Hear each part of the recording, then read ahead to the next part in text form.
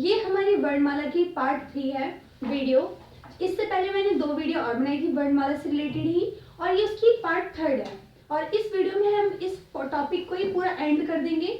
और इस वीडियो के एंड में आप देखेंगे कि आपको वर्णमाला से रिलेटेड कितनी ज्यादा चीजें आ चुकी हैं। तो आज का जो मतलब आज जो रह गया था हमारा, वो क्या रह गया था, हमने पिछली वीडियो में क्या पढ़ा था, पहले हम उसको एक बार रिमेम्बर कर लेते हैं। हमने पढ़ा था उसमें वर्ण है जो वो किस तरह से बटे हुए हैं, स्वर व्यंजन, यानी स्वर कितने हैं ये देखा था हमने 11, व्यंजन कितने हैं 33 ये देखा था। अयोगवा कितने थे हमारे, हमने देखा था 2। अयोगवा मतलब वही आपका हो गया जो मिला करके बनता है, ठीक, अंतस्थ व्यंजन और से विसर्ग से, ठीक। फिर संयुक्त व्यंजन हमने देखा था 4 थे, कौन कौन से थे, 4 थे, कौन कौन से थे हमारे, का, शा, षटकोण, त्रा, त्रिशूल और ज्ञा, ज्ञानी, ठीक है, ये 4 थे हमारे। और हमने देखा था छा, क्षत्रिय था, और त्रा, त्रिशूल, ज्ञा, ज्ञानी, और एक और रह गया था कौन सा हमारा, शा, श्रमिक, ये थे 4 संयुक्त व्यंजन आपके। उत्क्षिप्त व्यंजन 2 थे हमारे, कौन कौन से, वो ऐसा वाला डा और ऐसा वाला ढा, ठीक है, ये 2 थे। और इनसे कोई भी वर्ड शुरू नहीं होता है कभी भी। बट एक चीज ध्यान रखना है हमको, जैसे कि हमारे दिमाग में आ जाए कि देखो जिसके नीचे बिंदु होती है वो होता है उत्क्षिप्त व्यंजन, और 2 ही है टोटल, ठीक है। तो जैसे ये वर्ड आ सकते हैं किसमें किसमें, नी, डर। आप सोचो कि डा कौन सा वाला डा आएगा, उत्क्षिप्त व्यंजन वाला, या एक सिंपल डा होता है वो वाला। तो जिसके नीचे बिंदु है वो वाला नहीं आता है, ठीक है। कुछ वर्ड्स हैं उनको रिमेम्बर रखना है, आपको याद रखना है हमेशा। जैसे आपके अगर निडर, रोड, ठीक है, उड्डयन, इन सब में क्या है, बिंदु नहीं आएगी। और आप सोचो ढक्कन, जो ढक्कन है वो कैसे लिखते हैं, ऐसे। कुछ बच्चे इसको सही बोलेंगे तो ये गलत है, जो हमने नीचे बिंदु लगाई है ना ये नहीं लगेगी, तब ये सही होगा। तो इसको भी लिखने का तरीका होता है सही। अब हम बात करते हैं आज की वीडियो में हम क्या पढ़ने चल रहे हैं। आज हम देखेंगे कि ये जो आप देख रहे हैं, मतलब जो आपके व्यंजन है वो कितने हैं टोटल, 33, ठीक है। इसमें से अब हमने 33 को भी कैसे कैसे बांट रखा है उसके बारे में जानेंगे। सबसे पहले हम का, खा, गा, घा, अड़ा, ये जो 5 हैं, 5 अक्षर, 5 वर्ण है जो ये आपकी क्या है, ये कंठस्थ, ठीक है। अगला है जो आपका वो क्या होगा, चा, छा, जा, झा, अणा, ये जो 5 है ये क्या है आपका, तालव्य, ठीक है। इसके बाद जो आपका आएगा टा, ठा, डा, ढा, अणा, ये क्या है आपका, ये है मूर्धा, ठीक है। और ता, था, दा, धा, ना, ये क्या है आपका, दंत, मतलब दांत से बोला जाता है। और पा, फा, बा, भा, मा तक क्या है आपका, ओष्ठ, ठीक है, पास लेकर के। तो ये हमने इस तरह से कर रखा है। ये कितने हैं टोटल, 25। 33 में से 25 गए तो बचे कितने आपके, 33 में से 25, तो 5 है। मतलब इन्हीं 25 को क्या बोलते हैं, स्पर्श व्यंजन भी कहा जाता है, और वर्गीय व्यंजन भी इन्हीं को कहा जाता है, 25 के 25 इन अक्षरों को, ठीक है। अब इसमें हम 4 और जोड़ देते हैं, कौन से, अंतस्थ व्यंजन को। भा, मा के बाद क्या आता है, या, रा, ला, वा, ये जो 4 है, या, रा, ला, वा, ये चारों किसमें आ जाते हैं आपके, अंतस्थ व्यंजन में। फिर उसके बाद वा के बाद शा, शा, सा, हा, ये 4 है जो ये किसमें आ जाएंगे आपके, वो संघर्षीय या उष्मीय व्यंजन में आ जाएंगे आपके, ठीक है, उसमें काउंट हो जाते हैं। आप चाहे तो खुद मतलब बोल करके देख सकते हैं, उससे भी पता चल जाता है इसलिए आपको। ये तो हमने इसके बारे में इतना जान लिया। अब हम जानेंगे इसमें नेक्स्ट आपका कि किस तरह से उच्चारण के आधार पर व्यंजनों को बांटा गया है। जैसे कि आपने देखा कंठस्थ हो गया, ये तालव्य, मूर्धन्य, दंत, ये ओष्ठ, ठीक है। अभी हम इसमें ये जानना चाहेंगे, रुकिए मैं आपको लिख के बताती हूँ, थोड़ा याद करने की ट्रिक बता रही हूँ। बस एक सेंटेंस याद करना है आपको, पहले मैं लिख देती हूँ ताकि आप समझ सके। विवाह, विवाह, ईयश, विवाह, ईयश, ऋषि, विवाह किसका था, ईयश का, फिर वो ऋषि बन गया धीरे धीरे, और ऋषि लाहस जैसा बन गया, किसकी जैसा, लाहस जैसा बन गया, ठीक है। फिर ऊ मींस विवाह था एक कब, ईयश का मतलब विवाह था किसका, ईयश का, ईयश क्या बन गया, ऋषि जैसा, ऋषि किसके जैसा बन गया धीरे धीरे, लाहस जैसा, ऊ, ठीक है। अब इसको याद कर, मतलब ये क्या है मैं वो आपको बताती हूँ। विसर्ग है जो आपका, विसर्ग में मतलब विसर्ग में कौन कौन से अक्षर आते हैं आपके, एक तो आपका हो गया आ और बड़ा आ और हा, तो इसलिए वी यानी कि विसर्ग में आ रहा है कौन कौन सा, एक आपका आ रहा है आ और हा और बड़ा आ, ठीक है। अब मैंने आपको ईयश याद करने को क्यों बोला था, और इसी को आ और आ मतलब बड़ा आ और हा को काकल्य के नाम से भी जाना जाता है, ठीक है, काकल्य के नाम से भी।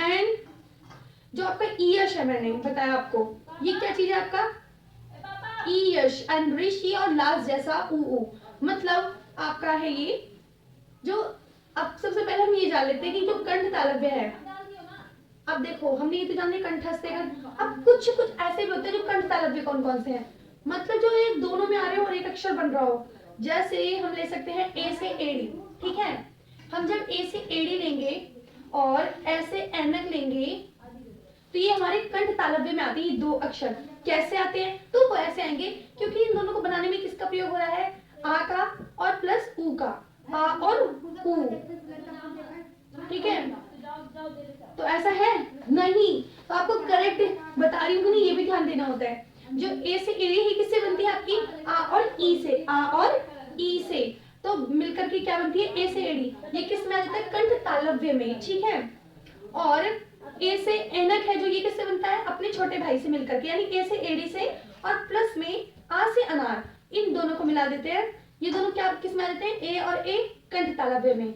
नेक्स्ट है आपका कंठोष्ठ, यानी कंठ और ओष्ठ, इन दोनों में देखते हैं कौन से लेटर से जो मैच कर रहे हैं, तो ओ से ओखली और ओ से औरत, ये दोनों किससे मिलकर बनते हैं आ और ऊ, ठीक है, छोटा आ और ऊ से मिलकर के ओ से ओखली बन जाता है, और ओ से ओखली प्लस आ, ये क्या बन जाता है आपका ओ से औरत, ठीक है, किस में आते हैं कंठोष्ठ में।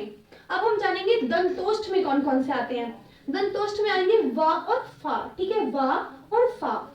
नेक्स्ट अब हम जानेंगे नासिक के व्यंजन कौन कौन से होते हैं, तो नासिक के व्यंजन आपके होते हैं अड़ा, अड़ा हो गया आपका, और ये वाला अड़ा, ये वाला अड़ा, मतलब लास्ट के जो तीनों है ना, ये अड़ा अड़ा अड़ा, ये वाला अड़ा इया अंगा, जो भी ये तीनों, ये तीनों के तीनों किस में आ जाते हैं आपकी, तो यानी नासिक के व्यंजन में, और ना और मा मतलब लास्ट के पांचों, लास्ट वाले पांचों किस में आ जाएंगे आपके, ये नासिक के व्यंजन में। अब ये तो नासिक के व्यंजन हो गया, एक होता है नासिक के वर्ण, ये किस नासिक के वर्ण कौन से होते हैं, नासिक के वर्ण में ये पांचों तो आएंगे ही, साथ में अंग से अंगूर भी, जो आपका है अनुस्वार, वो भी आ जाएगा, ठीक है। और आपका अब अगला है वर्तस्य ध्वनि, ठीक है, इसमें कौन कौन से आएंगे आपके, ना सा ला, ना सा ला, जा और रा, ठीक है, ये इतने आ जाएंगे आपके इसमें। अब आपका जानेंगे हम अनुनासिक में कौन कौन से आएंगे, अनुनासिक में अंग से अंगूर और बड़ांग खाली, ये दो आ जाएंगे। अब हम जानेंगे निर्नुनासिक में कौन कौन से आएंगे, निर्नुनासिक में तो आसेनार और बढ़िया से आम वाला, ये दो आ जाएंगे निर्नुनासिक में, ठीक है। अब हम जानेंगे प्रकंपित या लुंठित व्यंजन कौन से होते हैं, तो ये है रारथ, ठीक है, प्रकंपित और लुंठित में रा से रथ। अगर मैं बात करूं पार्श्विक व्यंजन कौन सा है, तो आप बोलेंगे ला, ठीक है, पार्श्विक व्यंजन कौन सा है, ला। कुछ अक्षर होते हैं जैसे का, खा, गा, जा और फा, ये कहाँ के हैं, ये अपने लिए ये विदेशी अक्षर है, का, खा, गा और फा और जा, ये कहाँ के हैं, विदेशी अक्षर है। इन्हें कौन से अक्षर बोलता है, अली जिह्वा वाले शब्द बोला जाता है, इन्हें क्या बोला जाता है, अली जिह्वा वाले शब्द होते हैं ये, ठीक है। अब हम जानेंगे अल्प प्राण, महाप्राण, अघोष और सघोष, इनके बारे में। तो इसके बारे में हम कैसे जान सकते हैं, जैसे कि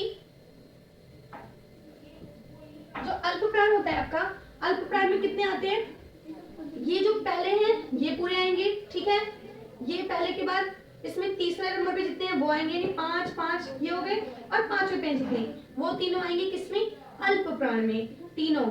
साथ में और कौन कौन से आएंगे, अंतस्थ व्यंजन आएंगे। अंतस्थ व्यंजन कौन कौन से हमने बताया था अभी, यारा लावा, यहाँ लिख भी रखा है मैंने, अंतस्थ व्यंजन यारा लावा, ठीक है। ये मैं किसका बता रही हूँ आपको, अल्प प्राण का, और प्लस में और भी प्लस कर दो, उसमें अल्प प्राण में कौन कौन से आएंगे, अड़ा, ये वाला, ठीक है, और साथ में क्या आएंगे, प्लस में स्वर और प्लस कर दो, पर कौन से वाले स्वर, 10, मैं 10 क्यों करवा रही हूँ, 11 क्यों नहीं करवा रही, क्योंकि जो करता है, तो इसमें हमें सिर्फ स्वर करने हैं, वो भी 10। ठीक है, तो ये सारे जोड़ देंगे तो इतने कितने होते हैं अल्प प्राण। अब मैं बात करूंगी महाप्राण की। महाप्राण में कितने होते हैं, तो देखिए महाप्राण में होता है दूसरा, ठीक है, मतलब दूसरे का पूरा ये हो गया, और चौथा, ठीक है, चौथे का पूरा हो गया, और उसमें व्यंजन, बस उसमें व्यंजन में कौन कौन से आपके शा शा सा हा। ठीक है, अगले मैं बात करूंगी किसकी, अघोष की। अघोष में पहला, दूसरा, पांचवा, ठीक है, और हा या रा ला वा, ठीक है, हा या रा ला वा, और प्लस में स्वर प्लस कर देंगे, उसमें 10 स्वर और जोड़ देंगे। मैं अघोष का बता रही थी, अघोष में सिर्फ पहला आएगा और दूसरा आएगा, ठीक है, और सिर्फ शा शा सा 3 आएंगे। और इसके बाद जो आपका सघोष है, सघोष में है आपका ये सॉरी तीसरा हो गया आपका सघोष में, तीसरा चौथा पांचवा, तीसरे चौथा पांचवा है जो, ये सघोष में आ जाएंगे सारे अक्षर, और साथ में हा या रा ला वा, प्लस में स्वर प्लस कर देंगे 10 के 10, ये सारे किसमें आ जाएंगे आपके सघोष में। अब हम बात करेंगे वर्णमाला में वर्णों का स्थान। जैसे हम इंग्लिश की डिक्शनरी में देखते हैं लेटर्स को किसके बाद क्या आ रहा है, तो इसी तरह से ही इसमें भी होता है, हिंदी में भी। हिंदी में कैसे होता है अब ये जानेंगे हम। जैसे हिंदी में वर्णमाला में वर्णों का स्थान किस प्रकार होता है, सबसे पहले आपको देखने को मिलेगा इसमें क्या, अनुस्वार, वो भी चंद्र बिंदु वाला, ठीक है, फिर आएगा बिना चंद्र बिंदु सिर्फ बिंदु वाला, फिर ये आएगा, ठीक, देन उसके बाद ये आएगा, देन ये आएगा, फिर इसको और से औरत तक। अब आप सोचेंगे मैंने ऋषि ऋषि को क्यों लिखा, क्योंकि बार बार बता रही हूँ उसमें रा का साउंड आता है, इसलिए उसको हम नहीं गिनेंगे अभी। ठीक, ये हो गया इस ऐसे, मतलब स्टार्टिंग यहाँ से होती है। अब जब का वाली लाइन स्टार्ट होती है तो का के बाद क्या आएगा, बताओ मुझे। बहुत सारे बच्चे बोलेंगे खाएगा, तो नहीं, क्यों नहीं, क्योंकि जो आपका छा क्षत्रिय है, ठीक है, छा क्षत्रिय वो किससे मिलकर के बनता है, बताओ मुझे। जो छा क्षत्रिय है आपका वो किससे मिलकर बनता है, का से, और का और शा से, दो से मिलकर बनता है, मतलब कि ठीक है, इससे बनता है छा क्षत्रिय। तो छा क्षत्रिय में क्या आ रहा है, का आ रहा है, तो इसका मतलब सबसे पहले का के बाद क्या आएगा, छा क्षत्रिय, ठीक है, फिर आएगा खा गा घा अड़ा, फिर चा, फिर छा, फिर जा, जा के बाद क्या आएगा, ज्ञा, ज्ञानी आएगा। क्यों, क्योंकि ज्ञा से ज्ञानी किससे मिलकर के बनता है, जा से मिलकर बनता है, ठीक है, जा के बाद ज्ञा आएगा। तो इसलिए हमको जो संयुक्त व्यंजन है उनको भूलना नहीं है, ठीक है। और ता के बाद मैं पूछूं क्या आएगा, तो त्रा त्रिशूल आएगा, ता के जस्ट बाद, क्योंकि ता त्रिशूल है जो वो आपका ता से मिलकर बनता है, इसलिए, ठीक है। आई होप कि अब आप इसमें मिस्टेक नहीं करेंगे। अब मैं बात करती हूँ आपका वर्णमाला में रखना आगे आपको मतलब कैसे रखा जाएगा। कुछ ऐसे भी व्यंजन होते हैं जो स्वर की जगह प्रयोग जाते हैं, जैसे कि इन्हें इसलिए ही इनका नाम होता है अर्ध स्वर। कौन कौन से हैं वो अर्ध स्वर, दो हैं, एक है आपका या और दूसरा है आपका वा। अर्ध स्वर कौन कौन से हैं, दो, या और वा। अब कैसे बता देती हूँ।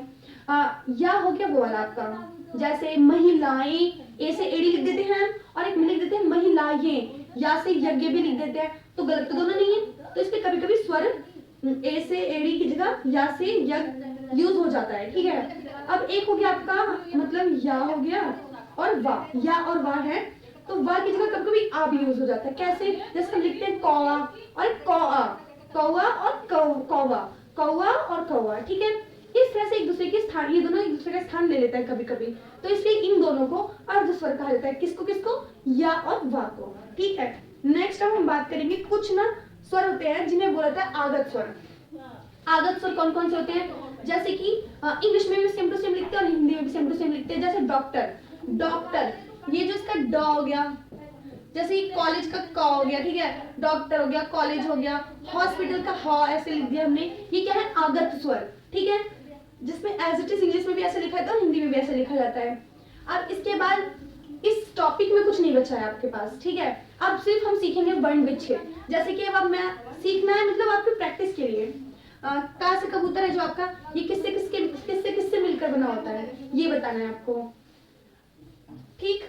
और खा से खरगोश हो गया, और मैं दूंगी आपको एक ए से एड़ी।